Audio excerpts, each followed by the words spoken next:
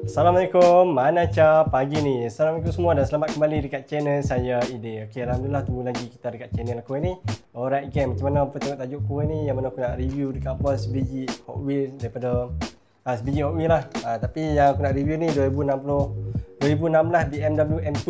Aku cakap pun dah tersasul sebab lawa gila lah BMW ni yang aku nak review dekat apa ni. Okay, so tanpa berlengah masa lagi, jom aku review dekat apa BMW M2 ni dan perbezaan yang aku nak tunjuk dengan Matchbox yang aku nak review sebelum ni. Okay, jom.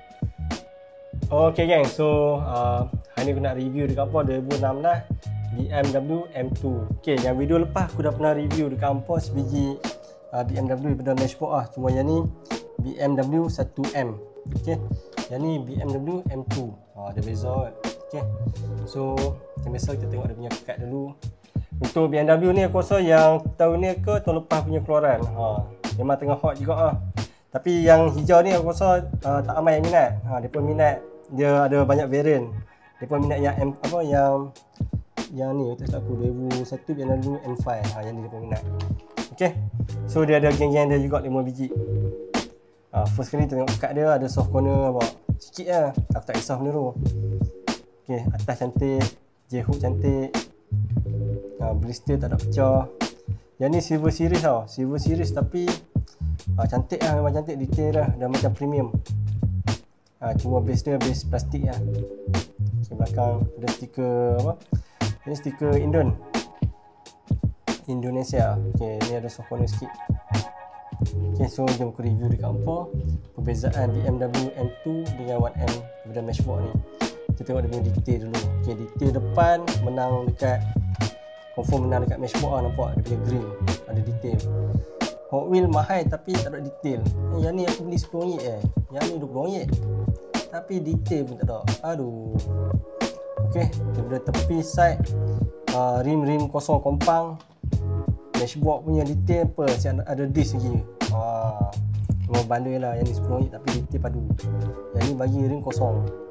Okay, so belakang detail sama yang cantik je ni. Saya ada signal putih je. Tapi yang ni tak ada, kosong. Tapi logo BMW tu yang ni pun ada. Nama plate Hot Wheels kedekut.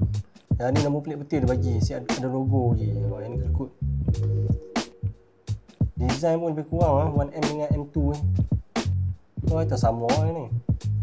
Okey, atas macam itu sama, tengok tak ada beza kan, ni ada beza macam sama. Aku rasa item ni item yang sama, semua detail lebih ke Matchbox lah. Okay, so tu saja dia punya detail yang aku boleh contoh dekat hampa.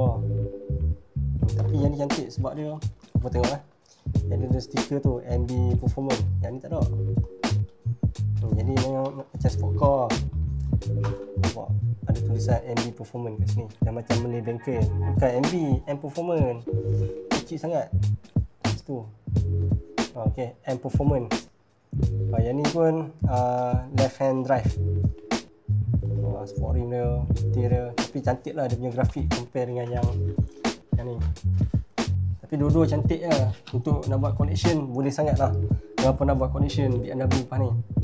Okay, so untuk BMW ni dia ada 5 variant. Apa boleh pilih lah untuk connection, nak kumpul 5 ni. Tapi untuk aku cukup lah pakai satu ni. Yang lain ni nak dapat pun tak tahulah bila lagi ada. Okay, so kalau ada benda nak tanya boleh komen kat bawah. Jumpa lagi dekat next video aku yang akan datang. Jangan lupa subscribe, komen, like dan share. Okay, siapa nak beli item ni aku letak link kat bawah ni.